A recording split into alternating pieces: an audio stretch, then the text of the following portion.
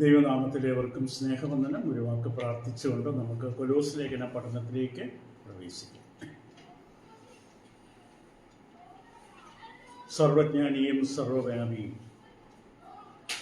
പരമപരിശുദ്ധനും പവിത്രനും പരമോന്നതനും സ്വർഗീയ പ്രഭാവത്തിൻ്റെ നിറവിൽ തേജസ്സിൻ്റെ പാരമ്യത്തിൽ സ്വർഗീയ മാലാഖമാരും ദൂതഗണങ്ങളും സ്വർഗീയ വൃദ്ധങ്ങളും സ്വർഗീയ സൈന്യങ്ങളുമെല്ലാം ഇടവിടാതെ നിരന്തരം ആരാധിക്കുകയും ബഹുമാനിക്കുകയും വണങ്ങുകയും വാഴ്ത്തുകയും പ്രണമിക്കുകയും ചെയ്യുന്ന സകലത്തിൻ്റെ ഉടയവനും സകലത്തിൻ്റെ നാഥനും പരിപാലകനും എല്ലാം സൃഷ്ടിച്ച് വഴി നടത്തുന്നവനും സൃഷ്ടിച്ച സകലത്തിൻ്റെ മേലും വചനത്താൽ ആധിപത്യം നടത്തുന്നവനും മനുഷ്യനെ തൻ്റെ ഛായയിൽ സൃഷ്ടിച്ചവനും ദേഹം, ദേഹി, ആത്മാവെന്ന മൂന്ന് പ്രതലങ്ങളോടുകൂടി മനുഷ്യനെ മെനഞ്ഞെടുക്കുകയും ആ മനുഷ്യന് ഭൂമിയിൽ ജീവിക്കേണ്ട അവസ്ഥയിൽ അങ്ങേയുള്ള ബന്ധം പാപനിമിത്തം നഷ്ടപ്പെട്ടു പോയിട്ടും ആ മനുഷ്യനെ തിരികെ അങ്ങയിലേക്ക് പുനഃസ്ഥാപിക്കുവാൻ,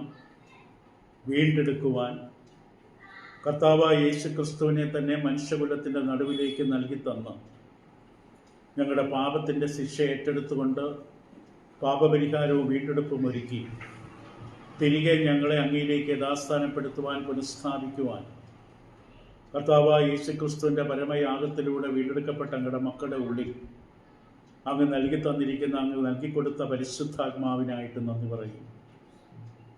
ആ ആത്മാവിൻ്റെ സഹായത്താൽ ഞങ്ങളുടെ ക്രിസ്തീയ ജീവിതയാത്രയിൽ ഞങ്ങളുടെ പാതയ്ക്ക് പ്രകാശവും കാലിന് ദീപമായി നൽകപ്പെട്ടിരിക്കുന്ന വചനങ്ങൾ ധ്യാനിച്ച് അങ്ങയുടെ കരം പിടിച്ചുകൊണ്ട് ലക്ഷ്യത്തിലേക്ക് ഞങ്ങൾ മുന്നേറുവാൻ, നടക്കുവാൻ, അടുക്കുവാൻ എല്ലാ സന്ദർഭങ്ങളിലും ഞങ്ങൾക്ക് ഒരുക്കിയിരിക്കുന്ന വചനം ഞങ്ങളുടെ ജീവിതത്തിൽ പ്രവർത്തിക്കണമെന്ന് പ്രാർത്ഥിക്കുന്നു. കൊലോസ് ലേഖന പഠനത്തിൽ ഞങ്ങളായിരിക്കുമ്പോൾ അപ്പോസ്തലനായ പൗലോസ് എപ്രകാരമാണ് കൊലോസിലുള്ള വിശ്വാസികൾക്ക് വേണ്ടി പ്രാർത്ഥിച്ചത്, ഏതെല്ലാം വിഷയങ്ങളെ പരാമർശിച്ചുകൊണ്ടാണ് പ്രാർത്ഥിച്ചത് എന്നെല്ലാം ഞങ്ങൾ പഠിക്കുമ്പോൾ, മനസ്സിലാക്കുമ്പോൾ ഞങ്ങളുടെ ജീവിതത്തിലും അത് വെല്ലുവിളിയായി വരുത്തേണ്ട മാറ്റങ്ങൾ വരുത്തുവാൻ ഞങ്ങളെ സഹായിക്കണം. വെറും കേൾവിക്കാരായി മാത്രം തീരാതെ പിതാവ്, പുത്ര, പരിശുദ്ധാത്മാവെന്ന ത്രിയേക ദൈവത്തിൻ്റെ ആ പരിപൂർണമായ പരിശുദ്ധമായ ഐക്യത ഞങ്ങൾ മനസ്സിലാക്കുമ്പോൾ, വചനത്തിലൂടെ ഞങ്ങൾക്കതിൻ്റെ വെളിച്ചം തുറന്നു തരുമ്പോൾ ഞങ്ങൾ കർത്താവെ ആരിലാണെന്നുള്ള തിരിച്ചറിവിൽ പിതാവും പുത്രനും പരിശുദ്ധാത്മാവുമുള്ള അഭേദ്യമായ കൂട്ടായ്മയിലാണ് ഞങ്ങളെ ചേർത്തിരിക്കുന്നതെന്നും ഈ ലോകത്തിൽ ഞങ്ങൾ അനാഥരല്ല, ഒറ്റപ്പെട്ടവരല്ല എന്ന് ഞങ്ങൾ മനസ്സിലാക്കുവാൻ ഞങ്ങളെ സഹായിക്കണം. അതോടൊപ്പം വിശ്വാസവും പ്രത്യാശയും സ്നേഹവും ഇവയെല്ലാം പൗലോസ് അപ്പോസ്തലൻ കൊലോസിലുള്ളവരെ കുറിച്ച് കേൾക്കുകയും അവർക്കായി ദൈവത്തെ നന്ദി കരയറ്റി സ്തോത്രം ചെയ്യുകയും ചെയ്തു എന്ന് ഞങ്ങൾ പഠിക്കുകയുണ്ടായി. ഞങ്ങളുടെ ജീവിതത്തിൽ ഇപ്രകാരം മറ്റുള്ളവരുടെ നന്മകളെ, സദ്ഗുണങ്ങളെ ഓർത്ത് നന്ദിയോടെ ഹൃദയത്തിൽ അവർക്കായി സ്തോത്രം ചെയ്യാനുള്ളൊരു മനോഭാവം, യഥാർത്ഥ ക്രിസ്തീയ സ്നേഹം പരസ്പരം അനുഭവിപ്പാൻ ഞങ്ങളെ പഠിപ്പിക്കണമെന്ന് പ്രാർത്ഥിക്കുന്നു. ഈ കാര്യത്തിലെല്ലാം ഞങ്ങൾ പരാജയമാണ്. അങ്ങയുടെ സന്നിധിയിൽ ഞങ്ങളെ ഏൽപ്പിക്കുന്ന ഇന്നും അങ്ങയുടെ വചനം ഞങ്ങളോട് ഇടപെടണം. വേണ്ട രൂപാന്തരം, മാറ്റം ഞങ്ങളിൽ വരുവാൻ ഇടവരുത്തണം. വചനം വിശ്വാസമായി പരിണമിക്കുവാൻ അങ്ങ് സഹായിക്കണം. അങ്ങയുടെ സഹായം എന്നും അങ്ങയുടെ മക്കൾക്കുള്ളതിനായി നന്ദി. അത് ഞങ്ങൾ അനുഭവിച്ച് ഞങ്ങൾ നടക്കേണ്ടത് വഴിയിൽ തന്നെ നടക്കാൻ ജാഗ്രതയുള്ളവരായിരിക്കാൻ ഞങ്ങളെ സഹായിക്കണം. കുറവുകളെല്ലാം ക്ഷമിക്കണം, മാനവമൊത്തം എടുക്കണം. ഞങ്ങൾക്ക് വേണ്ടി കാൽവരി ക്രൂസിൽ മരിച്ച് അടക്കപ്പെട്ട് മൂന്നാം നാൾ ഉയർത്തെഴുന്നേറ്റ് കർത്താവായ യേശുക്രിസ്തുവിൻ്റെ പരമപരിശുദ്ധ നാമത്തിൽ ഞങ്ങളെയും ഞങ്ങളോടൊപ്പം പലയിടത്തായിരുന്നു ഈ വചനം കേൾക്കുന്ന എല്ലാവരെയും സമർപ്പിക്കുന്നു. കർത്താവ് യേശുവിന്റെ നാമത്തിൽ അപേക്ഷിക്കുന്ന പ്രാർത്ഥന കൃപയോടെ കേൾക്കുമാറാകണമേ. ആമേൻ.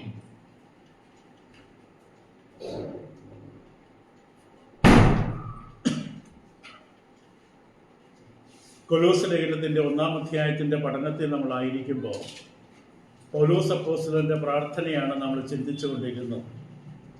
കൊലോസിലുള്ള വിശ്വാസികൾക്ക് വേണ്ടി പൗലോസ് പ്രാർത്ഥിച്ചപ്പോൾ ആ പ്രാർത്ഥന നമ്മൾ ഇപ്രകാരമാണ് 5-ാം വാക്യത്തിൽ കണ്ടു. എപ്പോഴും നമ്മുടെ കർത്താവായ യേശുക്രിസ്തുവിൻ്റെ പിതാവായ ദൈവത്തിന് സ്തോത്രം ചെയ്യുന്നു എന്ന വേദഭാഗത്തിൻ്റെ വെളിച്ചത്തിൽ സ്തോത്രം ചെയ്തുകൊണ്ട് പ്രാർത്ഥിച്ച അപ്പോസ്തലനെ കുറിച്ച് നമ്മൾ കണ്ടു. കൂടാതെ പ്രത്യേകമായി നമ്മുടെ കർത്താവായ യേശുക്രിസ്തുവിന്റെ പിതാവായ ദൈവത്തിന് എന്ന പ്രയോഗവും വ്യക്തമായിരുന്നു. ദൈവത്തിനാണ് സ്തോത്രം ചെയ്യേണ്ടത്. കാരണം എല്ലാ നല്ല ദാനങ്ങളും അനുഗ്രഹങ്ങളും ദൈവത്തിൽ നിന്നാണ്. നമ്മുടെ കർത്താവ് എന്ന പ്രയോഗത്തെക്കുറിച്ച് നമ്മൾ കണ്ടു.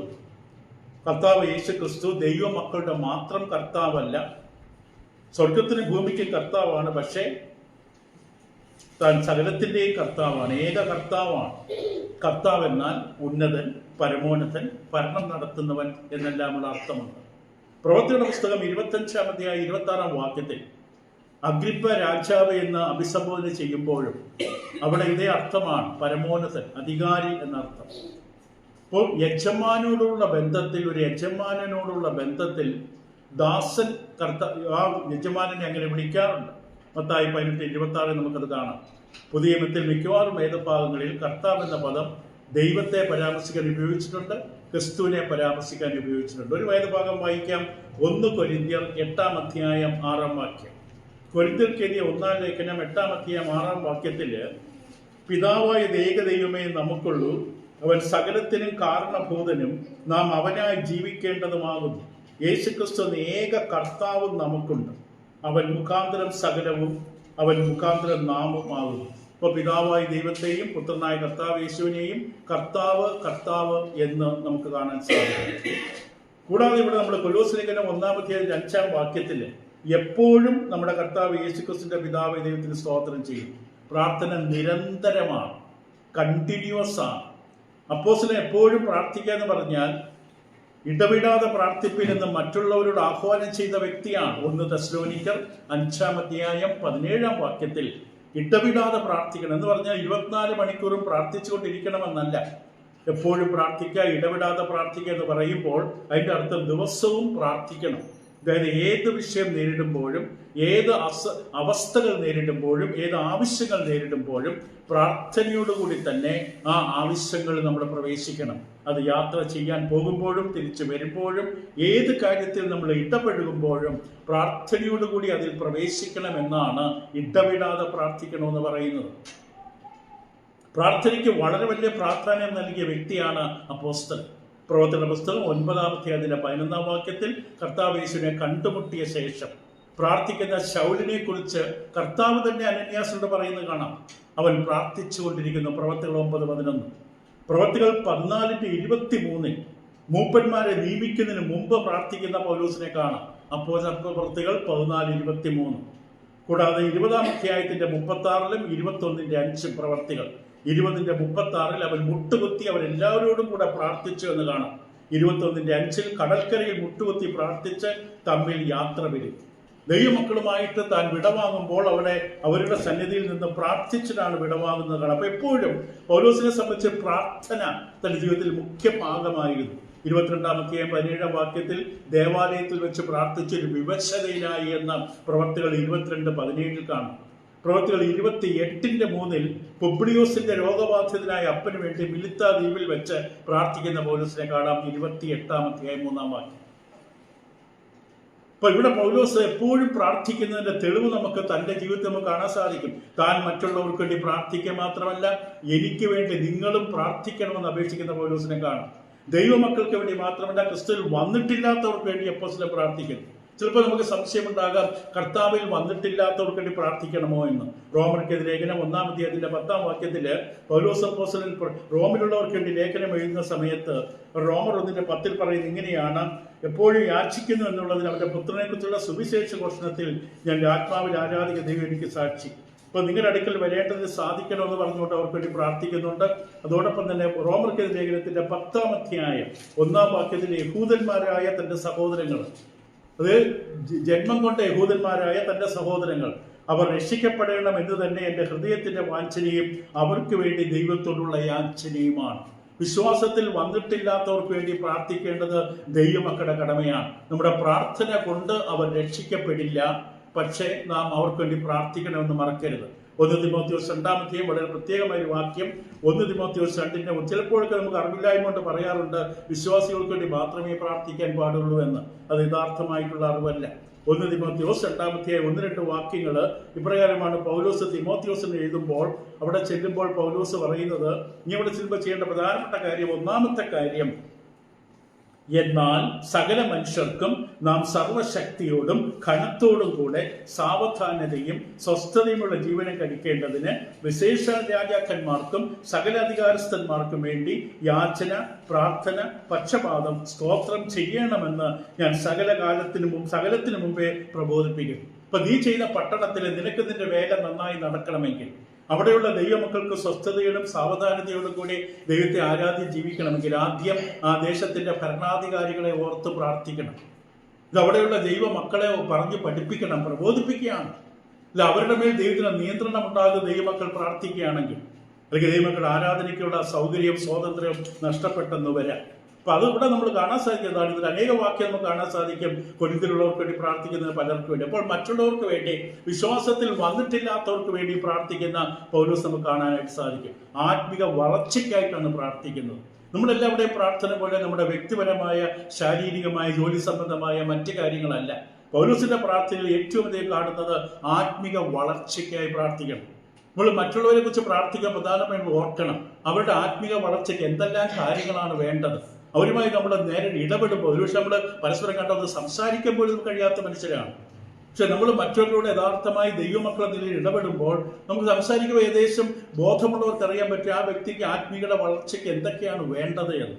അപ്പൊ അവർക്ക് വേണ്ടി പ്രാർത്ഥിക്കണം. ഇവിടെ പറയുന്നത് ഞങ്ങൾ കേട്ടിട്ട്, ഇവിടെ പറയുന്നത് അതിന്റെ കൊലോസ് ലേഖനത്തിൽ തന്നെ പൗലോസ് അപ്പോസ്തലൻ പറയുന്ന എപ്പഫ്രാസിലൂടെ നിങ്ങളുടെ സ്നേഹത്തെക്കുറിച്ച് ഞങ്ങൾ കേട്ടിട്ട് 4-ാം വാക്യത്തിന്റെ അവസാനം ഞങ്ങൾ കേട്ടു. പൗലോസ് തിമോത്തിയോസും കൊലോസിലുള്ള ദൈവമക്കളെ കുറിച്ച് എപ്പഫ്രാസിലൂടെയും മറ്റുള്ളവരുടെയും കേട്ടു. ഇവിടെ ആത്മീയ അവസ്ഥയെ കുറിച്ചാണ് കേട്ടോ. അവിടെ വീട് നല്ലതാണോ, എത്ര ബെഡ്റൂം ഉണ്ട്, അവിടെ വീടിന്റെ മുകളിൽ പാരപ്പെട്ടുണ്ടോ, അല്ലെങ്കിൽ അവർക്ക് വേറെ തോട്ടങ്ങളുണ്ടോ, ഇതൊന്നുമല്ല പൗലോസ് കേട്ടത്. പൗലോസ് കേട്ടത് കൊലോസിലുള്ള ഈ ദൈവമക്കളുടെ ആത്മീക ബലത്തെ കുറിച്ചാണ്, ആത്മീക അനുഗ്രഹത്തെ കുറിച്ചാണ്. അവരെ കുറിച്ച് കേട്ടിട്ട് പൗലോസ് അവർക്ക് വേണ്ടി പ്രാർത്ഥിക്കുകയാണ്. പൗലോസ് ഇപ്പം ഇങ്ങനെ പലപ്പോഴും മറ്റ് പ്രാദേശിക ഇടവുകളെ കുറിച്ചുള്ള പല കാര്യങ്ങൾ കേൾക്കാറുണ്ട്. ചിലപ്പോൾ നല്ല സാക്ഷ്യമാകാം, ചിലപ്പോൾ നല്ല പെരുമാറ്റമാകാം, ചിലപ്പോൾ അവിടെ നടുവിലുള്ള ചെറിയ അന്ധവിശ്വാസങ്ങളും മോശമായ സ്വഭാവങ്ങളാകാം. പിന്നെ ഓരോ ഇടവക നേരിടുന്ന പ്രശ്നങ്ങളും ദുരുപദേശങ്ങളും പലതുണ്ടാകാം. ചിലപ്പോൾ പൗലോസ് അപ്പോസ്തലൻ തന്നെ പറയുന്നുണ്ട്, എവിടെ നിന്നാണ് ഞാൻ ഇത് കേട്ടതെന്ന്. 2 കൊരിന്ത്യർ 1:15 ക്ലോവയുടെ ആൾക്കാരാൽ എനിക്ക് അറിവ് കിട്ടി. ക്ലോവ എന്ന് പറയുന്ന മനുഷ്യന്, ആ മനുഷ്യന്റെ കൂടെയുള്ള ആൾക്കാരാണ് പൗലോസിന് അറിവ് കൊടുത്തത്. ചിലപ്പോൾ ദൈവാത്മാവ് നേരിട്ട് വെളിപ്പെടുത്തും. 1 കൊരിന്ത്യർ 5:3 പറയുന്നത്, 1 കൊരിന്ത്യർ 5-ാം വാക്യം പറയുന്നത്, എങ്കിലും ഞാനോ ശരീരം കൊണ്ട് ദൂരസ്ഥനെങ്കിലും ആത്മാവ് കൊണ്ട് കൂടെയുള്ളവനായി നിങ്ങളുടെ മധ്യേ ഇരിക്കുന്നവനായി തന്നെ. അപ്പൊ അവിടെ കൊരിന്ത് സഭയിലെ ചില പ്രശ്നങ്ങൾ പരിശുദ്ധാത്മാവ് തന്നെയാണ് പൗലോസിനെ വെളിപ്പെടുത്തിയത്. മനുഷ്യർ ചിലപ്പോൾ വേറെ ആരെങ്കിലും വന്ന് അറിഞ്ഞതായിരിക്കാം. കൊലോസ് 2:5 അത് തന്നെയാണ് കാണാൻ സാധിക്കും. കൊലോസ് 2:5 ഞാൻ ശരീരം കൊണ്ട് ദൂരസ്ഥനെങ്കിലും ആത്മാവ് കൊണ്ട് നിങ്ങളുടെ കൂടെയുള്ളവനാണ്. ഇപ്പൊ മറ്റുള്ളവരുമായി നമ്മുടെ ആത്മീകമായ ഒരു യഥാർത്ഥ കൂട്ടായ്മ അനുഭവിക്കുന്നുണ്ടെങ്കിൽ അവിടെ ജീവിതത്തിലെ കുറവുകൾ നമുക്ക് മനസ്സിലാക്കാൻ കഴിയും. അവിടെ വസ്ത്രത്തിന്റെ കുറവോ പൈസയുടെ കുറവോ അല്ല, ആത്മീകമായി എന്ത് കുറവാണ്. അതാണ് നമ്മൾ ശരിക്കും ഒരാളെ സഹായിക്കേണ്ട ഏറ്റവും പ്രധാനപ്പെട്ട സഹായം. പൈസ കൊടുത്ത് സഹായിക്കുന്നൊരു പരിധിയുണ്ട്. പക്ഷെ ആത്മീകമായി അവരുടെ കുറവുകളെ മനസ്സിലാക്കി പ്രാർത്ഥിക്കുകയാണ് നമ്മൾ അവർക്ക് കൊടുക്കുന്ന ഏറ്റവും വലിയ സഹായം. ഇപ്പൊ പൗലോസ് ഇതാണ് ഇവിടെ ചെയ്യുന്നത്. മറ്റു ചിലപ്പോൾ താൻ ഉറവിടം വ്യക്തമാക്കാറില്ല, എവിടെ നിന്ന് എനിക്കിത് അറിവ് കിട്ടിയെന്ന്. അത് 1 തെസ്സലോനിക്കർ 1-ാം വാക്യങ്ങൾ വായിക്കുമ്പോൾ അവിടെ പൗലോസ് എഴുതുന്ന വിഷയങ്ങൾ താൻ എവിടെ നിന്ന് കേട്ടു, ആര് പറഞ്ഞെന്ന് അറിയില്ല. അവിടെ പറയുന്നത് ഇങ്ങനെയാണ്, 1 തെസ്സലോനിക്കർ 1-ാമത്തെ വാക്യങ്ങളിൽ ഞങ്ങൾക്ക് നിങ്ങളുടെ അടുക്കൽ എങ്ങനെയുള്ള പ്രവേശനം സാധിച്ചുവെന്ന് ജീവനുള്ള സത്യദൈവത്തെ സേവിപ്പാനും അവൻ മരിച്ചവരുടെ നിന്ന് ഉയർപ്പിച്ച തന്റെ പുത്രനും വരുവാനുള്ള കോപത്തിൽ നമ്മെ വിടുവിക്കുന്നവനുമായ യേശു സ്വർഗത്തിൽ നിന്ന് വരുന്ന കാത്തിരിപ്പാൻ നിങ്ങളുടെ വിഗ്രഹങ്ങളെ വിട്ട് ദൈവത്തിൽ എങ്ങനെ തിരിഞ്ഞു വന്നുവെന്നും അവർ തന്നെ പറയുന്നു, ആരെന്ന് പറയുന്നില്ല. പക്ഷെ തനിക്ക് അവരെ കുറിച്ച് അറിവ് കിട്ടി. അത് 1 കൊരിന്ത്യർ 5-ാം വാക്യത്തിൽ നമുക്ക് കാണാൻ സാധിക്കും, നിങ്ങളുടെ ഇടയിൽ ദുർനടപ്പുണ്ടെന്ന് കേൾക്കുന്നു. അപ്പൊ പൗലോസ് പല സഭകളെ കുറിച്ച്, പല പ്രാദേശിക ഇടവകളുടെ വിഷയങ്ങളെ കുറിച്ച് അറിയുന്നുണ്ട്. ഇതെന്തിനാണ്? ഇപ്പൊ നമുക്കറിയാം യാക്കോബ് 4:11 ചിലപ്പോൾ നമ്മൾ അറിയാതെ നമ്മൾ ചിന്തിച്ചു പോകും. യാക്കോബിന്റെ പുസ്തകം 4-ാം വാക്യത്തിൽ പറയുന്നൊരു നിയമമുണ്ട്. അവിടെ പറയുന്നത് അന്യോന്യം ദുഷിക്കരുത്. യാക്കോബ് 4:11 അവിടെ നിയമം ഇങ്ങനെയാണ്, സഹോദരന്മാരെ അന്യോന്യം ദുഷിക്കരുത്. തന്റെ സഹോദരനെ ദുഷിക്കുകയും വിധിക്കുകയും ചെയ്യുന്നവൻ ന്യായപ്രമാണത്തെ ദുഷിക്കുകയും ന്യായപ്രമാണത്തെ വിധിക്കുകയും ചെയ്യുന്നു. ഇപ്പൊ സഹോദരന്മാരെ വിധിക്കപ്പെടാതിരിക്കാൻ ഒരുവന്റെ നേരെ ഒരുവൻ ഞരങ്ങിപ്പോകരുത്. യാക്കോബ് 5:9 സഹോദരന്മാരെ വിധിക്കപ്പെടാതിരിക്കണം. അപ്പൊ ഇതൊക്കെ നമ്മൾ ചിന്തിക്കുമ്പോൾ അങ്ങനെയാണെങ്കിൽ പൗലോസ് ഈ പ്രാദേശിക ഇടവകളുടെ പ്രശ്നങ്ങളും കുറവുകളും വൈകല്യങ്ങളും പൗലോസിനെ അറിയിച്ചത് പരദൂഷണമാണോ? ഈ കൂട്ടായ്മകളുടെ കുറവുകൾ പൗലോസിന്റെ അടുക്കൽ പലരും വന്ന് അറിയിച്ചു. ക്ലോവയുടെ ആൾക്കാർ അറിയിച്ചു, മറ്റു ചിലരെ അറിയിച്ചു. ഇവിടെ ദുർനടപ്പെടുന്ന ആരോ എന്ന് പറഞ്ഞു. ഇത് പരദൂഷണം എന്ന ലിസ്റ്റിൽ പെടുമോ? പരദൂഷണം എന്ന് പറയുന്നത് നല്ല ഉദ്ദേശത്തോടു കൂടി അല്ലാതെ, ഒന്നുകൂടെ ആവർത്തിക്കാം, നല്ല ഉദ്ദേശത്തോടു കൂടി അല്ലാതെ മറ്റുള്ളവരുടെ കാര്യത്തിൽ ഇടപെടുന്നതിനെയാണ് പരദൂഷണം എന്ന് പറയുന്നത്. അങ്ങനെ പറഞ്ഞു വരുന്നതിന്റെ പിന്നിലുള്ള ഉദ്ദേശം നല്ലതല്ല. അവർ ആത്മീയമായി ബലപ്പെടണമെന്നോ ആത്മീയമായി കുറവ് പരിഹരിക്കപ്പെടണമെന്നോ എന്നുള്ള ഉദ്ദേശത്തോടു കൂടിയല്ല പരദൂഷണം പറയുന്നവർ പറയുന്നത്. റോമർക്ക് ലേഖനം 1-29 വാക്യത്തിൽ ഉപയോഗിച്ചിരിക്കുന്ന വാക്യതാണ്. റോമർ 1:29. അവർ സകല അനീതിയും ദുഷ്ടതയും അത്യാഗ്രഹവും ദുർബുദ്ധിയും നിറഞ്ഞവർ, അസൂയ, കൊല, പിണക്കം, കപടം, ദുശ്ശീലം എന്നിവ തിങ്ങിയവർ, കുരുളക്കാർ, ഏഷണിക്കാർ. ഏഷണിക്കാർ എന്ന് പറയുന്ന പ്രയോഗം അതാണ്. 1 തിമോത്തിയോസ് 5:13 വായാടികളും പരകാര്യത്തിൽ ഇടപെടുന്നവരും അരുതാത്ത സംസാരിക്കുന്നവരുമായിരിക്കും. 1 തിമോത്തിയോസ് 5:13. 2 തിമോത്തിയോസ് 3:3 കാണാം. നമ്മൾ ആവർത്തിക്കുന്നു, മറ്റുള്ള ജീവിതത്തിലെ കാര്യങ്ങളിൽ നല്ല ഉദ്ദേശത്തോടുകൂടി അല്ലാതെ ഇടപെടുന്ന അവസ്ഥയാണ്. 2 തിമോത്തിയോസ് 3-ാം അധ്യായം 3-ാം വാക്യത്തില് വാത്സല്യമില്ലാത്തൊരു ഇണങ്ങാത്തൊരു ഏഷണിക്കാരും അന്ത്യകാലത്തോട് സ്വഭാവമായിട്ട് പറയുന്നു. തീത്തോസ് 2:3 കാണാം ഇതേ വാക്ക്. തീത്തോസിന്റെ പുസ്തകം 2-ാം അധ്യായം 3-ാം വാക്യം. അങ്ങനെ വൃദ്ധമാരും അങ്ങനെ തന്നെ നടപ്പിൽ പവിത്രയോഗ്യന്മാരും ഏഷണി പറയാത്തവരും. 2 കൊരിന്ത്യർ 12:20 കാണാം. 2 കൊരിന്ത്യർ 12:20 പറഞ്ഞ വാക്യങ്ങൾ. റോമർ 1:29, 1 തിമോത്തിയോസ് 5:13, 2 തിമോത്തിയോസ് 3:13, തീത്തോസ് 2:3, 2 കൊരിന്ത്യർ 12. നാം ഇത് ശ്രദ്ധിക്കേണ്ടതാണ്. നാം മറ്റൊരാളെ കുറിച്ച് വേറൊരാളോട് പറയുമ്പോൾ എന്തിനു പറയുന്നു നമ്മൾ സ്വയം പരിശോധിക്കണം. ഒരു പരിഹാരം കണ്ടെത്തുന്നതിനെയുള്ള വിവരം അറിയിക്കണം. അത് ഏഷണിയല്ല, അത് സ്നേഹമാണ്. പരസ്യമായിട്ടല്ല, ഫേസ്ബുക്കിലൂടെയല്ല, വളരെ വ്യക്തിപരമായി ഒരു പ്രശ്നത്തിന്റെ പരിഹാരം കണ്ടെത്തുന്നതിന് വേണ്ടി വിവരം അറിയിക്കേണ്ട ഉത്തരവാദിത്തപ്പെട്ടവരെ വിവരം അറിയിക്കണം. അത് ഏഷണിയുടെ കൂട്ടത്തിൽ പെടില്ല. ഏഷണി പറയുന്നത് ഒരാളെ വ്യക്തി ഹത്യ നടത്തി അപമാനിക്കുന്നതാണ്, അത് പാപമാണ്. ഒരാളെ അപമാനിക്കുന്നതിന് വേണ്ടി, തരം താഴ്ത്തുന്നതിന് വേണ്ടി, അതിനുവേണ്ടി പറയുന്ന കാര്യങ്ങളുണ്ട്. ആ വ്യക്തിയെക്കുറിച്ച്, വ്യക്തിയുടെ കുടുംബത്തെക്കുറിച്ച്. അത് ഏഷണിയാണ്, പരദൂഷണമാണ്, അത് പാപമാണ്. ഗലാത്യർക്ക് ലേഖനം 6-ാം അധ്യായത്തിന്റെ 1. ഇതല്ല പൗലോസ് തന്നെയോട് മറ്റുള്ളവരോട് പറഞ്ഞതിന്റെ പിന്നിലുള്ള ഉദ്ദേശം. അത് നന്മയ്ക്ക് വേണ്ടി പറഞ്ഞതാണ്. ഗലാത്യർക്ക് ലേഖനം 6-ാം അധ്യായത്തിന്റെ 1-ാം വാക്യത്തില് പൗലോസിനെ ഇങ്ങനെ പറയും: സഹോദരന്മാരെ, ഒരു മനുഷ്യൻ വല്ല തെറ്റിലും അകപ്പെട്ടു പോയെങ്കിൽ ആത്മികരായ നിങ്ങൾ അങ്ങനെയുള്ളവരെ സൗമ്യതയുടെ ആത്മാവിൽ യഥാസ്ഥാനപ്പെടുത്തുകയും നീയും പരീക്ഷയിൽ അകപ്പെടാതിരിക്കാൻ സൂക്ഷിച്ചുകൊള്ളുകയും. എല്ലാ കാര്യത്തിലും ഇടപെടാനുള്ള യോഗ്യത എല്ലാവർക്കും ഇല്ല. ആത്മികന്മാർക്ക് മാത്രമാണ് വ്യക്തികൾ തമ്മിലുള്ള പ്രശ്നങ്ങൾ പരിഹരിക്കാനുള്ള ദൈവികമായ യോഗ്യത വെച്ചിരിക്കുന്നത്. ജഡീയമായി ചിന്തിക്കുന്നവർ മറ്റുള്ള കാര്യത്തിൽ ഇടപെട്ട് കഴിഞ്ഞാൽ പ്രശ്നം കൂടുതൽ വഷളാണ്. ഇവിടെ പൗലോസ് പറയുന്നതാണ്. ഇപ്പം ആത്മികരായവർക്ക് തെറ്റിൽ വീണുപോയ സഹോദരനെ സഹായിക്കുന്നതിന് ആ വ്യക്തിയുടെ അവസ്ഥ അറിയിക്കേണ്ട ഉത്തരവാദിത്തമുണ്ട്. അത് രഹസ്യ സ്വഭാവത്തോടെ തന്നെയായിരിക്കും അത് അറിയിക്കുന്നത്. അത് പരദൂഷണം എന്ന പട്ടികയിൽ പെടില്ല. ഒന്നുകൂടെ ആവർത്തിക്കാം, എന്താ പരദൂഷണം? നല്ല ഉദ്ദേശത്തോടു കൂടിയല്ല പറയുന്നത്. നമുക്ക് തന്നെ അറിയാം, അങ്ങനെ പറഞ്ഞുകൊണ്ട് ആ വ്യക്തിയെ നമ്മൾ താഴേക്ക് ഇറക്കണം. വ്യക്തി ഹത്യ നടത്തണം. ആ വ്യക്തിയുടെ നല്ല ഗുണത്തെ, നല്ല സാക്ഷ്യത്തെ ഇല്ലാതാക്കണം. അതിനെയാണ് പരദൂഷണം എന്ന് പറയുക. വാക്കി തന്നെയുണ്ട് അതിൻ്റെ അർത്ഥം. പരനെക്കുറിച്ച് ദൂഷണം പറയുക, നല്ലതല്ല പറയുന്നത്, സത്യമായിരിക്കാൻ പറയുന്നു. പക്ഷെ പറയുന്ന വ്യക്തിയുടെ ഉദ്ദേശം മറ്റൊന്നാണ്. കൊലോസിലുള്ളവരെ കുറിച്ച് അപ്പോസ്തലൻ കേട്ട കാര്യങ്ങൾ നല്ല കാര്യങ്ങളാണ്. മറ്റുള്ളവർ ഇവിടെ വിശ്വാസത്തെക്കുറിച്ചും ക്രിസ്തുവിനുള്ള വിശ്വാസത്തെക്കുറിച്ച് പറഞ്ഞു. മറ്റുള്ളവരാണോ എന്ന് പറഞ്ഞത്? കൊലോസിലുള്ളവരുടെ വിശ്വാസം, ഇവിടെ പ്രത്യാശ, ഇവിടെ സ്നേഹം. മത്തായി 5:14 ക്രിസ്തു തന്നെ പറഞ്ഞു, ഗുരുപ്രഭാഷണത്തിലാണ് പറഞ്ഞത്, മലമേൽ ഇരിക്കുന്ന പട്ടണം മറഞ്ഞിരിക്കുവാൻ പാടില്ല. ഉയർന്നിരിക്കുകയാണ് മലയുടെ. അന്നത്തെ കാലത്ത് സുരക്ഷാ കാരണങ്ങളാൽ മലയുടെ മുകളിലാണ് പട്ടണങ്ങൾ പണിയുന്നത്. ശത്രുവിന് പെട്ടെന്ന് കയറി ആക്രമിക്കാൻ പറ്റില്ല. ഇപ്പൊ മലമേലിരിക്കുന്ന പട്ടണം മറഞ്ഞിരിക്കാൻ പാടില്ല. വിളക്ക് കത്തിച്ച് പറയും കീഴല്ല, തണ്ടിന്മേലത്ര വെക്കേണ്ടത്. ഒരു വിശ്വാസി നിലയിൽ സ്വയം ചിന്തിച്ചു നോക്കാം. എന്റെ ജീവിതം ഉയർന്നു നിൽക്കണം. രഹസ്യ ക്രിസ്ത്യാനി ബൈബിളിൽ ഇല്ല. വീട്ടുകാരെ അറിയാതെ, നാട്ടുകാരെ അറിയാതെ സ്നാനപ്പെട്ടിട്ട് രഹസ്യമായ ക്രിസ്ത്യ ജീവിക്കുന്ന ഒരു ജീവിതം ബൈബിളിൽ കാണാൻ പറ്റില്ല. വിളക്ക് കത്തിച്ച് പറയും കീഴല്ല തണ്ടിന്മേലത്രേ വെക്കേണ്ടത്. ഒരു ദൈവ പൈതൽ ജീവിക്കുന്ന ജീവിതം മറ്റുള്ളവർക്ക് കാണാൻ കഴിയും. അവരുടെ കണ്ടും കേട്ടും ആ ദൈവത്തിന്റെ വിശ്വാസത്തിന് പ്രോത്സാഹനം ലഭിക്കണം. മലമുകളിലിരിക്കുന്ന പട്ടണം പ്രകാശിക്കണം. യാത്രയാകുമ്പോൾ ദൂരെ നിന്ന് യാത്ര ചെയ്ത് വരുന്ന ആൾക്കാർക്ക് അവിടെ പട്ടണം ഏതാണെന്ന് വളരെ ദൂരെ നിന്ന് തന്നെ കാണാൻ കഴിയും. കർത്താവ് അങ്ങനെയാണ് അവരെ കുറിച്ച് പറഞ്ഞത്. നമുക്ക് കൊലോസ്യ ലേഖനത്തിലെ പ്രധാനപ്പെട്ട ഒരു വിഷയത്തിലേക്ക് വരാം.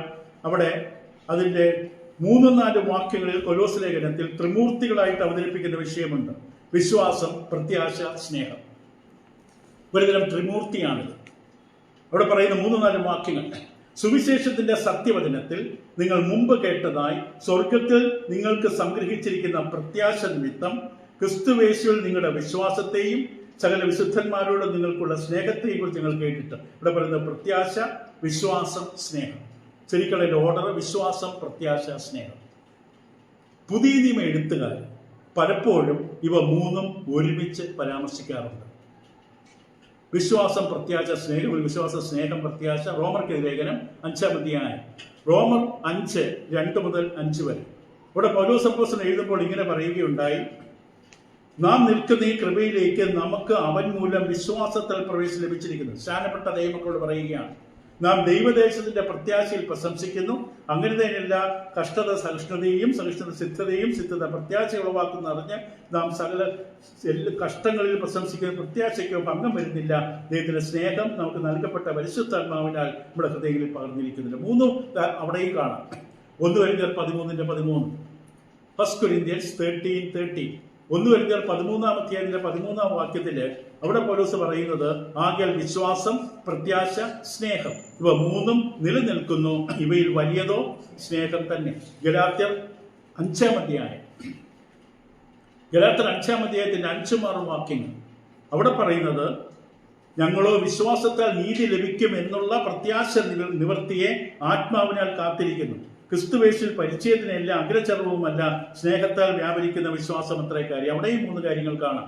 എഫേസ്യർ 4:2 മുതൽ 5 വരെ, എഫേസ്യർ 4:2 മുതൽ 5 വരെ, 1 തെസ്സലോനിക്കർ 1:3, 1 തെസ്സലോനിക്കർ 1-ാം അധ്യായത്തിന്റെ 3-ാം വാക്യം വായിക്കാം. അവിടെ പറയുന്നത്, നിങ്ങളുടെ വിശ്വാസത്തിന്റെ വേലയും സ്നേഹപ്രയത്നവും നമ്മുടെ കർത്താവ് യേശുവിനെ കുറിച്ചുള്ള പ്രത്യാശയുടെ സ്ഥിരതയും. അവിടെയും കാണാം 3 കാര്യങ്ങൾ. 1 തെസ്സലോനിക്കർ 5:8 കാണാം. എബ്രായ ലേഖനം 6-ാം അധ്യായം 10 മുതൽ 12 വരെ കാണാം. എബ്രായ ലേഖനം 10-ാം അധ്യായം 22 മുതൽ 24 വരെ കാണാം. 1 പത്രോസ് 1-ാം അധ്യായം 3 മുതൽ 8 വരെയും 21-ാം വാക്യത്തിലും കാണാം. അപ്പോൾ 1 തെസ്സലോനിക്കർ 1:3, 5:8, എബ്രായ ലേഖനം 6:10 മുതൽ 12, എബ്രായർ 10:22 മുതൽ 24, 1 പത്രോസ് 1:3 മുതൽ 8 വരെ 21. അപ്പൊ ഈ 3 വിഷയങ്ങൾ: വിശ്വാസം, പ്രത്യാശ, സ്നേഹം. അപ്പൊ ഈ അഭിനന്ദനത്തിൽ വേറെ ചില വാക്കുകൾ കൂടെ ഉണ്ട്. സുവിശേഷം, സത്യം, കൃപ എന്ന് പറഞ്ഞാൽ നമുക്ക് കൂടുതലായിട്ട് വേണ്ടി നോക്കാം. അപ്പൊ ഈ വിഷയം നമുക്ക് അടുത്ത് നോക്കാം. കൊലോസ്യ ലേഖനത്തിന്റെ 1-ാം അധ്യായത്തിന്റെ 4-ാം വാക്യം ആദ്യം ഒരിക്കൽ കൂടെ വായിക്കാം. ക്രിസ്തുവേശുവിൽ നിങ്ങളുടെ വിശ്വാസത്തെയും സകല വിശുദ്ധന്മാരോടും നിങ്ങൾക്കുള്ള സ്നേഹത്തെയും കുറിച്ച് ഞങ്ങൾ കേട്ടിട്ട്. 3-ാം വാക്യത്തിൽ പ്രത്യാശയുടെ വാക്കുണ്ട്. ഞങ്ങൾ കേട്ടിട്ട് നിങ്ങൾക്ക് വേണ്ടി പ്രാർത്ഥിക്കുകയും. അപ്പോൾ ദൈവത്തെ പ്രസാദിപ്പിക്കുവാൻ സകലിലും വേണ്ടതാണ് വിശ്വാസമെന്ന് നമുക്ക് അടിസ്ഥാനത്തിൽ അറിയാം. എബ്രായർക്ക് എഴുതിയ ലേഖനം 11-ാം അധ്യായത്തിന്റെ 6-ാം വാക്യത്തിൽ ദൈവത്തിന്റെ അടുക്കൽ വരുന്ന വ്യക്തിക്ക് വേണ്ടത് നല്ല യോഗ്യതയുള്ള, നല്ല കൊള്ളാവുന്ന വസ്ത്രമല്ല, അതൊക്കെ പുറമേയുള്ളത്. ദൈവത്തിന്റെ അടുക്കൽ വരുന്ന വ്യക്തിക്ക് വേണ്ട പ്രധാനപ്പെട്ട ഘടകം ദൈവത്തിലുള്ള വിശ്വാസം. ജീവനുള്ള സത്യദൈവത്തിലുള്ള വിശ്വാസമാണ് ദൈവത്തിൽ കയറി വരുമ്പോൾ വാതിൽ ദൂതൻ തുറന്നു തരുന്നത്. പ്രാർത്ഥനയ്ക്കായി മുട്ടുമടക്കുമ്പോൾ, അല്ലെങ്കിൽ ഇരിക്കുമ്പോൾ, പ്രാർത്ഥനയ്ക്കായി നിൽക്കുമ്പോൾ, പ്രാർത്ഥിക്കുമ്പോൾ നമ്മുടെ പ്രാർത്ഥനയ്ക്ക് ദൈവം വാതിൽ തുറന്നു തരുന്നത് നമ്മുടെ പ്രാർത്ഥന വിശ്വാസത്തിൽ നിന്ന് ഉത്ഭവിക്കുന്നതായിരിക്കുമ്പോൾ മാത്രമാണ്. തിരിച്ച് നമ്മുടെ നെഞ്ചത്തൊന്ന് തിരിച്ചിടിക്കും. അത് എത്തേണ്ടടുത്ത് എത്തില്ല.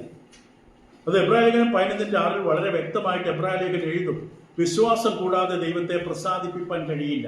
ദൈവത്തിന്റെ അടുക്കൽ വരുന്നവൻ ദൈവമുണ്ട് എന്നും തന്നെ അന്വേഷിക്കുന്നവർക്ക് പ്രതിഫലം കൊടുക്കുന്നുവെന്നും വിശ്വസിക്കേണ്ടതല്ലയോ? വിശ്വാസം എന്ന വാക്കിൽ ശ്രദ്ധിക്കുക. സാധാരണ തെറ്റിദ്ധരിക്കപ്പെട്ടിരിക്കുന്ന സംഗതിയാണ് വിശ്വാസം. വിശ്വാസം എന്ന വാക്ക് ഒരു വിഷയം സത്യമെന്ന് മനസ്സുകൊണ്ട് അംഗീകരിക്കുകയല്ല വിശ്വാസമെന്നത്. ഒരു കാര്യം നമ്മൾ അവതരിപ്പിക്കുമ്പോൾ മനസ്സുകൊണ്ട് mental assent or mental acceptance, മനസ്സുകൊണ്ട് ഈ കാര്യം ഇങ്ങനെയാണ്, ശരി, 2 ട്യൂബിടെ കത്തി നിൽക്കുന്നു, അത് അങ്ങനെ തന്നെയാണ്, അത് വ്യക്തമായി എൻ്റെ കൺമുമ്പിൽ കണ്ടു, ഞാൻ മനസ്സുകൊണ്ട് അത് അംഗീകരിച്ചു. അതല്ല വിശ്വാസം. ഒരു വിഷയം സത്യമെന്ന് മനസ്സുകൊണ്ട് അംഗീകരിക്കുന്നതല്ല വിശ്വാസം.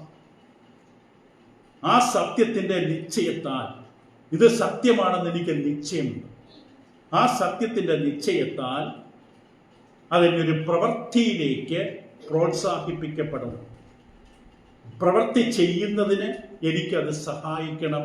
ഞാനിത് വിശ്വസിച്ചത്, എൻ്റെ മുമ്പിൽ അവതരിപ്പിക്കപ്പെട്ട വിഷയം സത്യമാണെന്ന് ഞാൻ മനസ്സുകൊണ്ട് അംഗീകരിച്ചു. അത് ഒരു സ്റ്റെപ്പ് മാത്രമാണ്. മനസ്സുകൊണ്ട് അംഗീകരിച്ചതായ ആ വിഷയം അത് സത്യമാണെന്ന് മനസ്സുകൊണ്ട് അംഗീകരിച്ചു.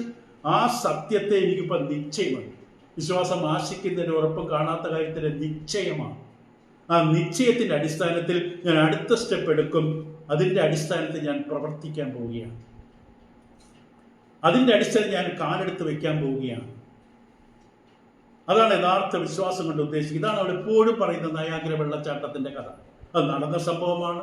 ലേ വലൻസെ എന്ന് പറയുന്ന വ്യക്തി നയാഗ്ര വെള്ളച്ചാട്ട കുറുകെ കമ്പി കെട്ടി അഭ്യാസം നടത്തിയ വ്യക്തി. ജനങ്ങൾ തിങ്ങിക്കൂടിയ സംഭവം. നയാഗ്ര വെള്ളച്ചാട്ടം ലോകത്തിലെ ഏറ്റവും പ്രസിദ്ധമായ വെള്ളച്ചാട്ടം. കാനഡയും അമേരിക്കയും തമ്മിൽ ബന്ധിപ്പിക്കുന്ന അതിൻ്റെ അതിരിലുള്ള നയാഗ്ര വെള്ളച്ചാട്ടം. അതിൻ്റെ കുറുകെ ഈ കമ്പി കെട്ടി മനുഷ്യൻ നടക്കുകയാണ്. തികഞ്ഞൊരു അഭ്യാസിയാണ്. ജനങ്ങൾ ഉച്ചത്തിൽ കരഘോഷം മുഴക്കി ആ അഭ്യാസത്തെ പ്രോത്സാഹിപ്പിച്ചു, അഭിനന്ദിച്ചു. താൻ തന്റെ മകനെ ചുമലിലേറ്റിക്കൊണ്ട് ഒരു വശത്തേക്ക് താൻ നടന്നു. ജനങ്ങളിങ്ങനെ നിശബ്ദരായി, ഭയത്തോടെ, അത്ഭുതത്തോടെ നോക്കി നിന്നു. തിരിച്ചപ്പുറത്തെത്തിയതിനു ശേഷം ഈ മനുഷ്യൻ ചോദിച്ചു, എൻ്റെ മകനെ ഞാൻ അമേരിക്കയുടെ വശത്തെത്തിയതിനു ശേഷമാണ് പറഞ്ഞത്, എൻ്റെ മകനെ തിരിച്ചിതേപോലെ അപ്പുറത്തെത്തിക്കാൻ എന്നെ കൊണ്ട് കഴിയുമോ? ജനങ്ങളെ ഒറ്റ സ്ഥലത്ത് ഒരാൾ പോലും സംശയിച്ചില്ല. കാരണം ഒരിക്കൽ കണ്ടതാണ് കൺമുമ്പിൽ. താങ്കൾക്ക് കഴിയും, താങ്കൾക്കല്ലാതെ ആർക്കും കഴിയില്ല, താങ്കൾ തികഞ്ഞ അഭ്യാസിയാണ്. എല്ലാവരും കരഘോഷം ഒഴുകി. അങ്ങനെയാണെങ്കിൽ എനിക്ക് കഴിയും, അതിനുള്ള കഴിവുണ്ടെന്ന് നിങ്ങൾ വിശ്വസിക്കുന്നു, നിങ്ങളുടെ മനസ്സിൽ അത് അംഗീകരിക്കുന്നുവെങ്കിൽ നിങ്ങളുടെ ഒരു കുട്ടിയെ എൻ്റെ കൈകളിലേക്ക് ഏൽപ്പിക്കുക. ഞാൻ ആ കുഞ്ഞിനെ ചുമന്ന് മറുവശത്തേക്ക് നടക്കട്ടെ. ഇത് നടന്ന സംഭവമാണ്. അദ്ദേഹം അത് പറഞ്ഞ് 15 മിനിറ്റിനുള്ളിൽ ആ പ്രദേശം ശൂന്യമായി. എല്ലാവരും ഇദ്ദേഹത്തിന്റെ ഈ അഭ്യാസ പ്രകടനം കണ്ട് മനസ്സുകൊണ്ട് അംഗീകരിച്ചു. ഈ മനുഷ്യന് കഴിയും, ഈ മനുഷ്യല്ലാതെ മറ്റാർക്കും കഴിയില്ല. അതൊക്കെ നമ്മൾ ദൈവത്തോട് ചേർത്ത് ചിന്തിക്കണം. ചെങ്കടൽ കീറിമുറിച്ച് കാണിച്ചു, അതിലൂടെ നടത്തി, അത്ഭുതകരമായി വഴി നടത്തി. കഥകളൊക്കെ നമ്മൾ കേട്ടു. ദൈവം ഉണ്ടെന്ന് ഞാൻ വിശ്വസിക്കുന്നു. പക്ഷെ നമ്മെ ദൈവത്തിന്റെ കൈകളിലേക്ക് ഏൽപ്പിച്ചു കൊടുക്കാൻ കുറച്ച് ബുദ്ധിമുട്ടാണ്. ഇപ്പൊ നാം പഠിച്ചുകൊണ്ടിരിക്കുന്ന വിശ്വാസം, കൊലോസ്യരുടെ 1-4 വാക്യത്തിൽ ത്രിമൂർത്തികളായ വിശ്വാസം, പ്രത്യാശ, സ്നേഹം ഇവയെ കുറിച്ച് പഠിക്കുമ്പോൾ ആദ്യം നമ്മൾ ചിന്തിക്കുന്ന വിശ്വാസം, ക്രിസ്തുയേശുവിൽ നിങ്ങളുടെ വിശ്വാസം. മനസ്സുകൊണ്ട് അംഗീകരിക്കും, കാണാതെ പഠിക്കും. ഇബ്രാഹിം 15:6 കാണാതെ പറയും. വിശ്വാസം കൂടാതെ ദൈവത്തെ പ്രസാദിപ്പിക്കാൻ സാധിക്കില്ല. ദൈവത്തിന്റെ അടുക്കൽ വരുന്നവൻ ദൈവമുണ്ട് എന്നും തന്നെ അന്വേഷിക്കുന്നവർക്ക് പ്രതിഫലം കൊടുക്കുന്നെന്ന് വിശ്വസിക്കേണ്ടതല്ലയോ? വിശ്വാസം കേൾവിയാനും കേൾവി ക്രിസ്തുവിന്റെ വചനത്താലും വരുന്നു. വിശ്വാസമായി അവർ കേട്ട വചനം വിശ്വാസമായി പരിണമിച്ചില്ല. ദൈവത്തിന് വചനം ജീവനും ചൈതന്യമുള്ളത്, ഇരുവായത്തിലുള്ള വാളിനേക്കാൾ മൂർച്ചയേറിയതും സന്ധ്യബദ്ധകളെ വേർപിടിക്കും അല്ലെ തുളച്ചെല്ലുന്നതും. ഈ പുസ്തകം എഴുതിയിരിക്കും. ഇങ്ങനെ അനേക വാക്യങ്ങൾക്ക് മനഃപ്പാഠമായിട്ട് അറിയാം. പക്ഷെ ഒരു വാക്യം പോലും എൻ്റെ ജീവിതത്തിൽ പ്രവൃത്തി പദത്തിൽ വരില്ല. ഞാൻ പറയുന്നത്, ഞാൻ വിശ്വാസിയാണ്. ഞാൻ മനഃപ്പാഠമാക്കി മനസ്സുകൊണ്ട് അംഗീകരിച്ച ഒരു വാക്യപ്രകാരവും എൻ്റെ ജീവിതത്തിൽ ഇന്ന് വരെ ഞാൻ ജീവിച്ചിട്ടില്ല. ഏത് വിധത്തിൽ ഞാൻ വിശ്വാസിയാണ്? എന്തടിസ്ഥാനത്തിൽ ഞാൻ വിശ്വാസി എന്ന് പറയും? ഇവിടെ പൗലോസ് അപ്പോസ്തലൻ കൊലോസിലുള്ളവരെ കുറിച്ച് അഭിനന്ദിച്ചു, അവരെ ഓർത്ത് ദൈവത്തെ സ്തുതിക്കുകയാണ്.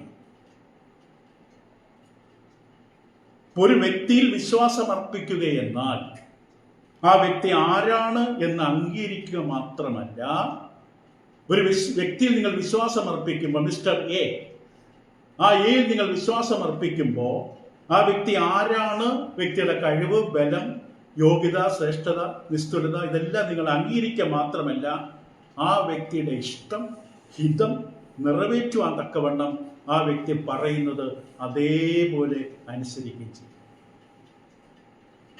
ആ വ്യക്തി ആരാണെന്ന് അംഗീകരിച്ചാൽ മാത്രം പോരാ. കൊള്ളാം, ദൈവം നല്ലവനാണ്, ദൈവം വിശുദ്ധനാണ്, ദൈവം വിശ്വസ്തനാണ്, ദൈവം കരുണയുള്ളവനാണ്, മനസ്സലിവുള്ളവനാണ്, ആർദ്രതയുള്ളവനാണ്, സഹായിക്കുന്നവനാണ്. അതേസമയത്ത് ദൈവം പറഞ്ഞ് വിശ്വസിക്കുകയും സ്നാനമേൽക്കുകയും ചെയ്യുന്ന രക്ഷിക്കപ്പെടും. അതിന് പക്ഷെ പറ്റുന്നില്ല. പ്രതികൂലം വരുമ്പോൾ, പ്രയാസം വരുമ്പോൾ മഷീട്ട് നോക്കാനും മറ്റു പല വഴികളിലേക്ക് തേടുന്നു.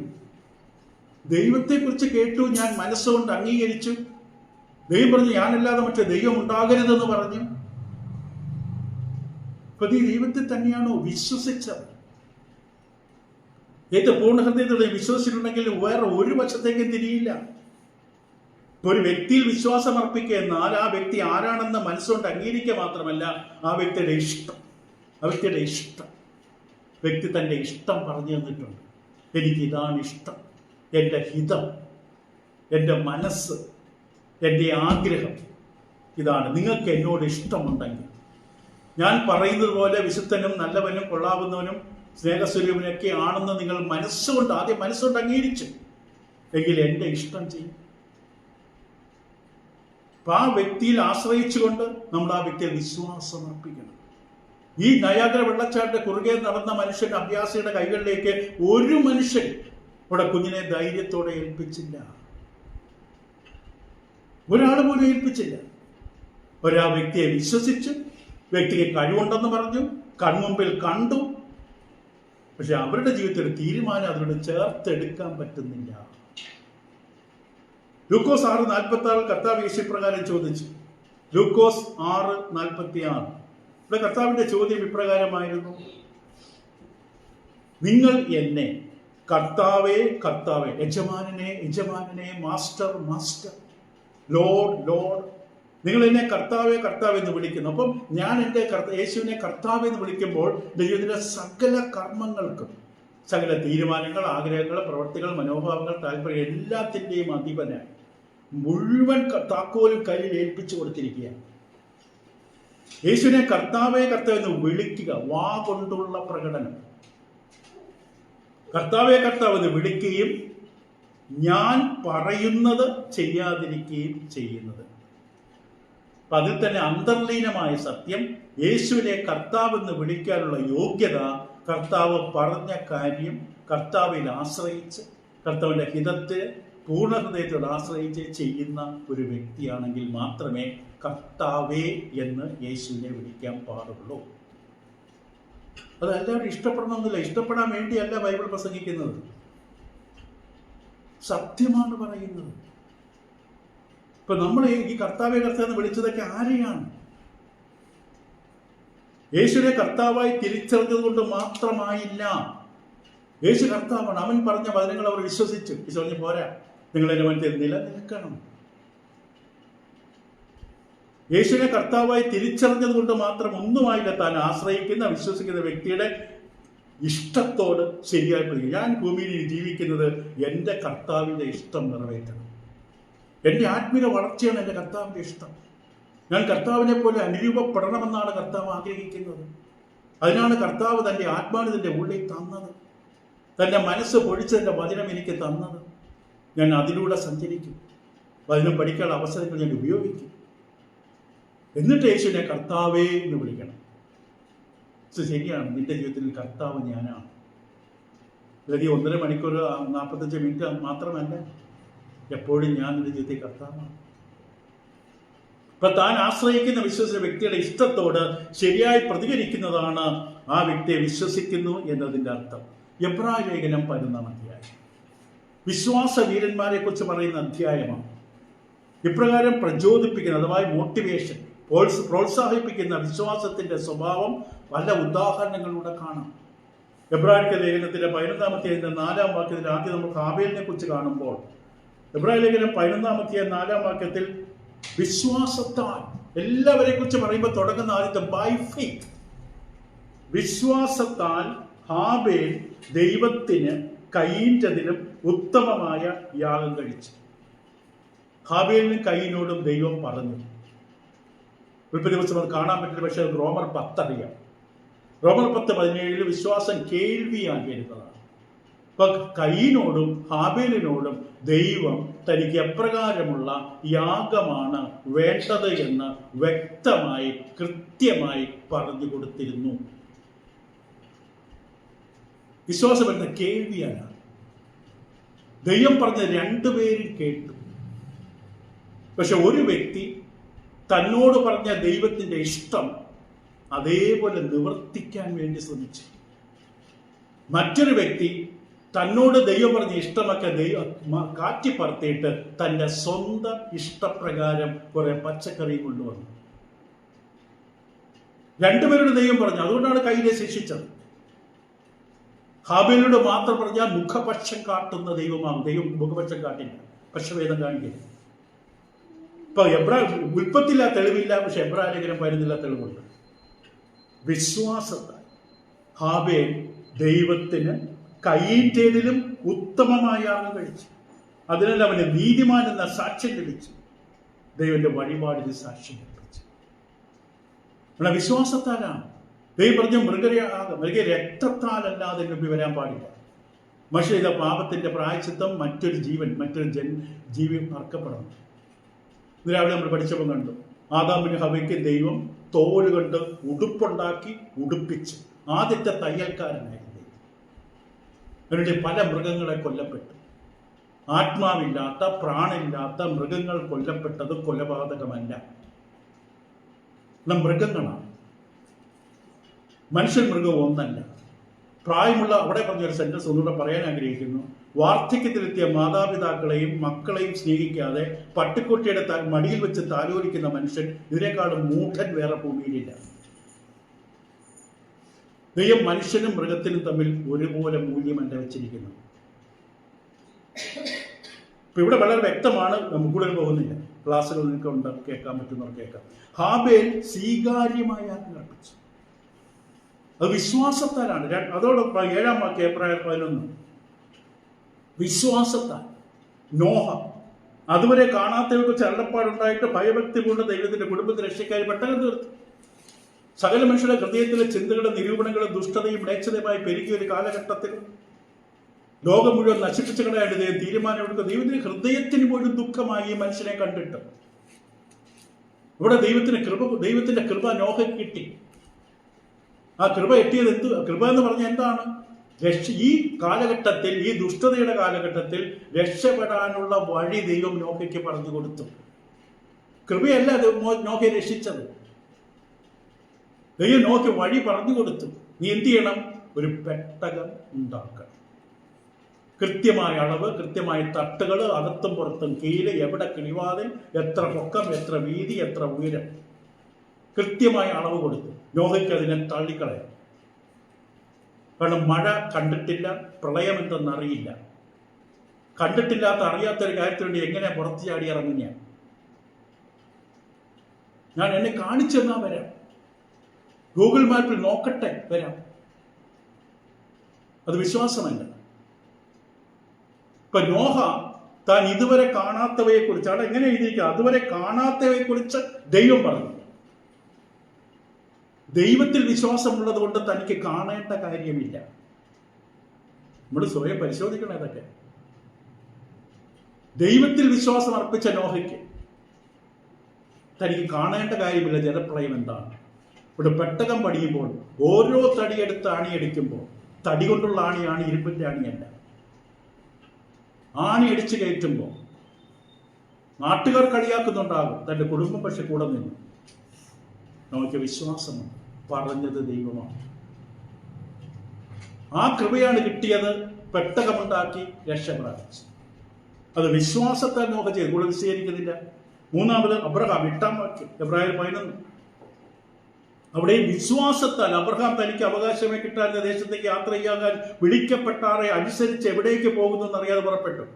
ഒരു പ്രഭുവാണ്. തന്റെ വീട്ടിൽ യുദ്ധം ചെയ്യാൻ അഭ്യാസികളായ 318 വേലക്കാർ അഭ്യാസികളായ 312 വേലക്കാർ, അവരുടെ ഭാര്യ, അവരുടെ മക്കൾ, അഭ്യാസികളല്ലാത്ത വേലക്കാർ, ഒരു കുറഞ്ഞൊരു 750 വേലക്കാരെങ്കിലുമുള്ള ഒരു മനുഷ്യന്റെ അവസ്ഥ എന്താണ്? നമ്മൾ അബ്രഹാം നിർബന്ധം നീണ്ട വെളുത്ത താടിയുള്ള വടികുതി നടക്കുന്ന ഒരു മനുഷ്യനാണ്. രാജാവിന് തുല്യമായ ഒരു അധികാരമുള്ള മനുഷ്യൻ, സമ്പന്നതയുടെ മടുത്തിട്ട് ജീവിക്കുന്ന ഒരു മനുഷ്യൻ, പ്രഭുവാണ്. ഈ മനുഷ്യൻ പക്ഷെ ദൈവഭയം ഉണ്ടായി. സമ്പത്തുള്ളത് കൊണ്ട് ദൈവവിശ്വാസത്തിന് തടസ്സമല്ല. ശരിക്കും വിശ്വാസം അനുഭവിക്കുന്നവർ, അവർക്ക് സമ്പത്ത് എങ്ങനെ വിനിയോഗിക്കണം എന്നുള്ള ബോധവും ഉണ്ടാവും. അപ്പൊ അബ്രഹാമിനോട് ദൈവം, നീ ഇറങ്ങി വാ, എനിക്ക് നിന്നെ കൊണ്ട് കുറച്ച് കാര്യമുണ്ട്. നശിച്ചു കിടക്കുന്ന ലോകത്തിന് രക്ഷ ഒരുക്കുവാൻ നിന്നിലൂടെ എനിക്കൊരു പദ്ധതി നടപ്പാക്കാനുണ്ട്. സ്വന്തമായി തീരുമാനമെടുക്കാൻ കഴിവുള്ള മനുഷ്യനെ സംബന്ധിച്ച് വേണമെങ്കിൽ തള്ളിക്കളെ, ദൈവം ആളെ നോക്കും. ഞാൻ വരുമൊന്നുമില്ല ചൊവ്വാഴ്ച ക്ലാസ്സിനൊന്നും, ദൈവം ആളെ നോക്കും എന്ന് പറഞ്ഞുകൊണ്ട് നമുക്ക് അവസരം തള്ളിക്കളയാം. ഇത് വർക്ക് ചെയ്യുന്നുണ്ട് നമ്മളെ. ഇപ്പൊ അബ്രഹാം തനിക്ക് അവകാശമായി കിട്ടുവാൻ്റെ ദേശത്തേക്ക് യാത്രയാകുവാൻ വിളിക്കപ്പെട്ടാറെ അനുസരിച്ച്, സങ്കോചമില്ല, സംശയമില്ല, മറ്റാരോട് ചോദിക്കാൻ കൺസൾട്ട് ചെയ്യാനായിട്ട് വേറെ ആരുമില്ല. വിളിച്ച ദൈവത്തിന്റെ വാക്കുകൾ അനുസരിച്ച് നിങ്ങൾ പറഞ്ഞ് എവിടേക്ക് പോകുന്നുവെന്ന് അറിയാതെ പുറപ്പെട്ടു. എങ്ങോട്ടാ അപ്പച്ച, എങ്ങോട്ടാ? ഞാൻ ദൈവത്തിന്റെ വിളി അനുസരിച്ച് പോവുകയാണ്, ദൈവത്തിന്റെ ശബ്ദം കേട്ട് ഞാൻ പോവുകയാണ്. എങ്ങോട്ട് പോകുന്നു ആ ഉത്തരമില്ല. കാരണം അങ്ങനെ ജീവിതത്തിൽ ഇറങ്ങിയപ്പോൾ ഓരോ ചുവടുകളും മുന്നോട്ട് വയ്ക്കുമ്പോൾ ചെന്ന് നേരിട്ട് വൈകുന്നേര സമയത്ത് യാഗം കഴിക്കും. ദൈവത്തെ ആരാധിച്ചാണ് മുന്നോട്ട് യാത്ര ചെയ്യേണ്ടത്. നമ്മുടെ വിശ്വാസ യാത്ര മുന്നോട്ട് പോകുമ്പോൾ ആരാധന മുടങ്ങാതെ സംഭവിച്ചുകൊണ്ടിരിക്കണം. അപ്പോഴവിടെ ഫോക്കസ് തെറ്റാതിരിക്കും. ദൈവത്തെ ഇരുത്തേണ്ട സ്ഥലത്ത് ഇരുത്തണമെങ്കിൽ ദൈവത്തിന് കൊടുക്കേണ്ടത് കൊടുത്തുകൊണ്ടേയിരിക്കണം. സ്തുതിയും ബഹുമാനവും ആരാധനയും പുകഴ്ചയുമില്ല. അപ്പൊ ദൈവം നമുക്ക് ക്ലാരിറ്റി തരും. എങ്ങോട്ട് പോകണം, എന്ത് ചെയ്യരുത്, എന്ത് ചെയ്യണം. അത് മുടങ്ങിയാൽ ക്ലാരിറ്റി പോകും സ്വന്തം വഴിയിലേക്ക്. ആരെങ്കിലും പറയും, ബാ ഇതുവഴി വാ, പറഞ്ഞാൽ നമുക്ക് വളരെ 4 പ്രാവശ്യം ബിരിയാണി വാങ്ങിച്ച ആളാണ്, ചെയ്യാൻ വരെ ദൈവത്തിന് കൊടുക്കേണ്ടത് കൊടുക്കില്ല. അബ്രഹാം ആരാധിച്ച മുന്നോട്ട് പോയത്. അപ്പോൾ വിശ്വാസത്താൽ അബ്രഹാം തനിക്ക് അവകാശമായി കിട്ടുവാൻ ദേശത്തേക്ക് യാത്രയാകാൻ വിളിക്കപ്പെട്ടാറെ നമ്മളാണെങ്കിൽ മാപ്പ് ചോദിക്കും, അഡ്രസ്സ് ചോദിക്കും, അടയാളങ്ങൾ ചോദിക്കും. 10 കിലോമീറ്റർ കഴിയുമ്പോൾ അല്ലെങ്കിൽ 100 ഒരു ദിവസം കഴിയുമ്പോൾ അവിടെ എന്താണ് അടുത്ത അടയാളം, എന്താണ്?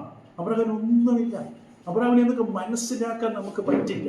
അബ്രഹാമിനെ, നോഹയെ, ഹാബേലിനെയൊക്കെ മനസ്സിലാക്കാൻ നമ്മൾ എത്ര ജന്മം ജനിച്ചാൽ പക്ഷെ സാധിക്കില്ല. ജന്മം ജനിക്കില്ല. ഇതിൽ ഉദാഹരണം പറഞ്ഞ കൂട്ടത്തിൽ പറഞ്ഞേ. അവര് അബ്രഹാമിനെ വിശ്വാസത്തിന്റെ പിതാവായി വെച്ചിരിക്കുകയാണ്. വിശ്വാസം നമ്മളെ പഠിപ്പിക്കുക. അനുസരിച്ച് എവിടേക്ക് പോകുന്ന അറിയാതെ പുറപ്പെട്ടു. ഫസ്റ്റ് സ്റ്റെപ്പ് വെച്ചാൽ ദൈവം അടുത്ത സ്റ്റെപ്പ് നടത്തും. ഫസ്റ്റ് സ്റ്റെപ്പ് വെക്കാൻ മടിച്ചാൽ ദൈവം, ഞാൻ നിന്നെ എനിക്ക് പിടിക്കാൻ പറ്റില്ല, നീ ആദ്യ ചുവട് പോലും വെക്കുന്നില്ല. ലോകമെങ്ങും സുവിശേഷം അറിയിക്കാൻ വിളിക്കപ്പെട്ട ദൈവമക്കൾ ഒരു ചുവട് പോലും വെക്കില്ല. ദൈവം, ഞാൻ പിന്നെ എങ്ങനെ നിന്റെ കൂടെ വരും? നീ എന്തിനു വേണ്ടിയാണ് ജീവിക്കുന്നത്? നീ എനിക്ക് വേണ്ടിയാണെങ്കിൽ ഞാൻ നിന്റെ കൂടെ ഉണ്ടാവും.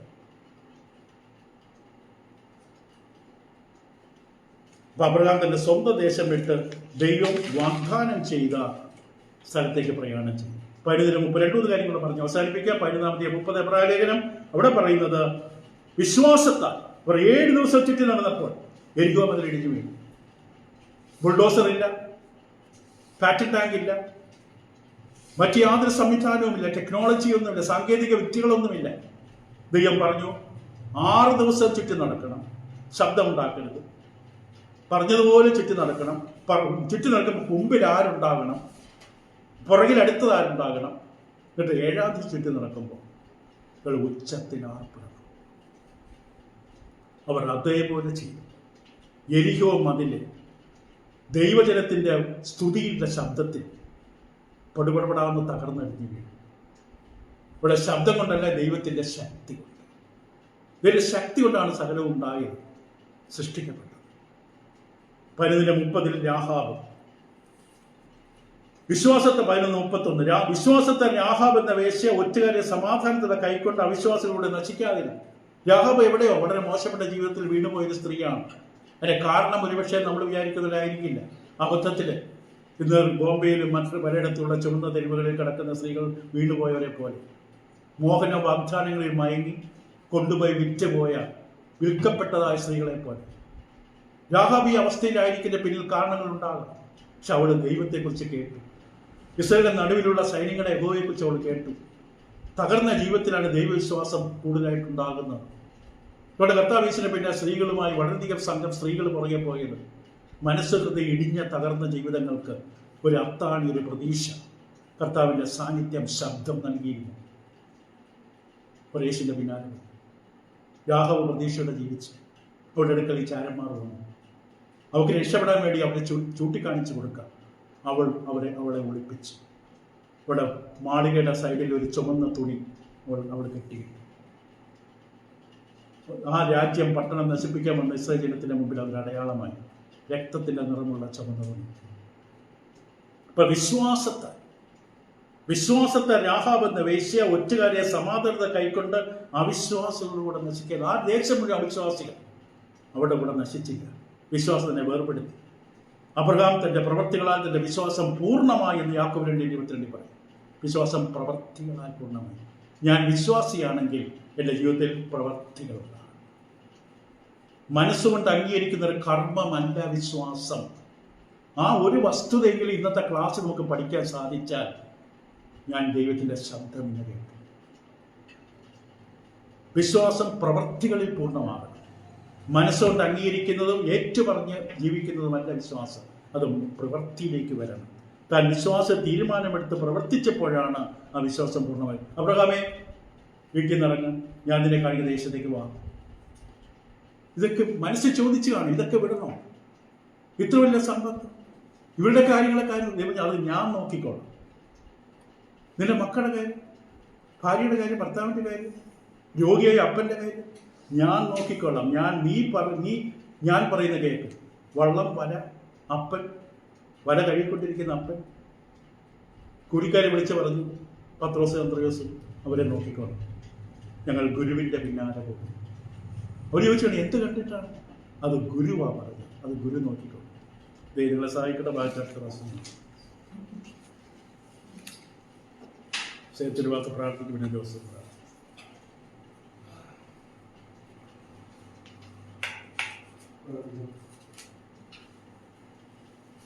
സർവ്വനാമ